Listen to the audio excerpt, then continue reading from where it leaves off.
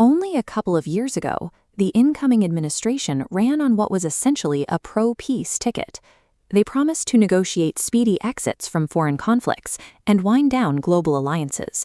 Yet today, they have initiated a brand new, massive military intervention in the Middle East. Back in the 2016 primaries, Donald Trump built his entire political brand by attacking the neoconservative wing of his party, a faction defined by its preference for aggressive military intervention overseas. He openly called the previous invasion of Iraq a big fat mistake. Despite that history, the administration is now committing American forces to an escalating, open-ended ground war with the Islamic Republic of Iran. The America First platform promised to extricate the military from overseas commitments. Launching a new, unpredictable foreign intervention runs entirely counter to the core premise the administration was elected on. This sudden deployment has triggered an immediate revolt among the very media figures and political allies who typically defend the administration's every move. Former Fox News host Tucker Carlson has outright rejected the intervention, arguing publicly that this is Israel's war, not the United States. Representative Marjorie Taylor Greene has taken her criticism a step further, claiming the Republican Party's direction has been hijacked by outsiders. The backlash reaches even the furthest edges of the coalition. Far-right streamer Nick Fuentes is actively instructing his audience to vote for Democrats in the upcoming midterms as a way to punish the White House. The tension extends all the way to the executive branch. Vice President J.D. Vance, a prominent voice for the isolationist wing, recently refused to give a straight answer when pressed by the media to defend the war. The leading voices of the modern conservative movement are fracturing over a single geopolitical decision, signaling a serious breakdown in ideological unity at the top. But if you look past the podcast hosts and politicians, a totally different picture emerges among the actual voters. This bar chart shows recent polling on the conflict. 77% of Republican voters approve of the military action in Iran, while a mere 13% disapprove.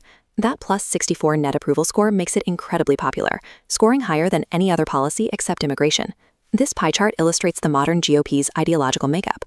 While the Make America Great Again, or MAGA movement, is often conflated with anti-war sentiment, true isolationists, those who staunchly oppose using troops overseas, account for only about 10% of the party. The overwhelming majority of the voting base remains highly supportive of the intervention, completely insulated from the panic and outrage of its own media personalities. This disconnect exists because these voters have a well-documented habit of rapidly adjusting their own foreign policy views to match whatever the president decides to do. This line graph tracks Republican support for military force in Venezuela. 3 months prior to that intervention, less than 30% of the base approved of the idea. But right here, the moment the administration actually authorized the operation, support spiked vertically, instantly hitting 74%. We saw the exact same pattern last year with previous strikes against Iran. When the White House preferred negotiation, base support for a strike sat at 23%. After the missiles launched, that number immediately jumped to 69%. The president is well aware of this dynamic. When asked if the Venezuela intervention might upset his non-interventionist supporters, he told reporters, "MAGA is me."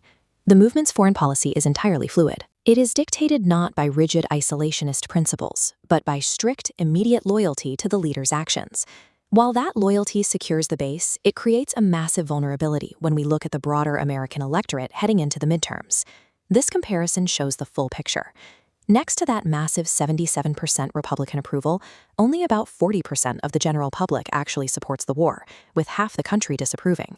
And among independent voters, the crucial demographic that swings modern elections, approval for the conflict sits below 30%. Statistically, military interventions are almost always most popular the day they begin. As casualties mount and costs rise, public support steadily degrades.